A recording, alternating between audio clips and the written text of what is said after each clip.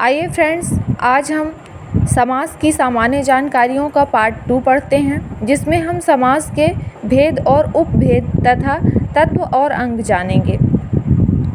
समास या पद प्रधानता। पहला समास हम देखते हैं अव्ययी भाव समास, जिसमें प्रथम पद प्रधान होता है। अव्ययी भाव समास में प्रथम पद प्रधान होता है। अव्ययी भाव समास अव्यय पद पूर्व होता है और नाम पद पूर्व होता है। अव्ययी भाव समास में प्रथम पद प्रधान होता है।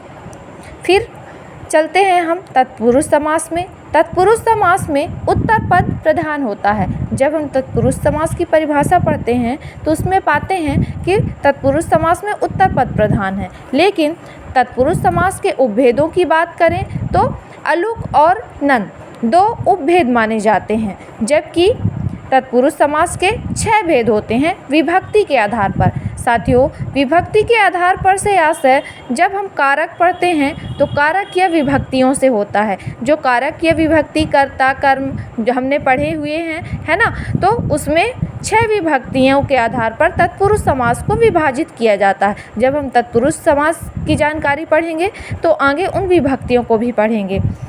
तत्पुरुष समास के अंग या तत्व 2 होते हैं, द्विगु समास और कर्मधारय समास। जैसा कि हमने पिछले वीडियो में देखा था कि कुछ जगह 4 समास ही माने गए हैं, अव्ययी भाव समास, तत्पुरुष समास, द्वंद्व समास और बहुब्रीहि समास।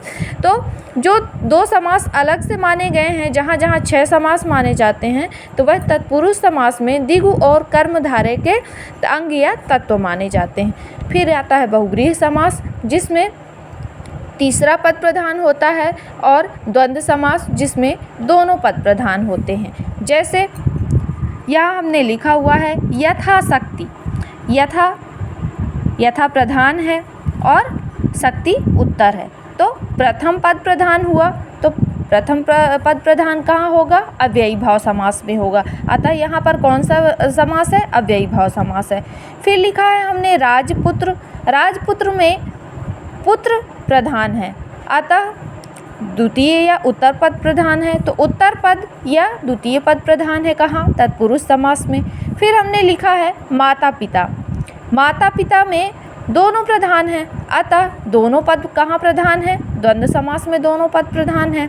और फिर हमने लिखा है नीलकंठ। नीलकंठ शिव। अब नीलकंठ शब्द में हमें शिव अलग से लिखना पड़ रहा है, अर्थात शिव का नाम नीलकंठ है। नीलकंठ को ही भगवान शिव कहते हैं। तो शिव हमारा तीसरा पद निकल कर आ रहा है, तो तीसरा पद प्रधान होता है। जबकि हमने समास में पद प्रधानता में 2 पद पढ़े, प्रथम पद और उत्तर पद। लेकिन हमारा जो बहुब्रीहि समास होता है उसमें तीसरा पद प्रधान होता है। साथियों, आगे वाले वीडियो में हम इन सब की अच्छे से जानकारी देखेंगे और डिटेल पढ़ेंगे। यहाँ मैंने शॉर्ट में बताया हुआ है। Thanks for watching video.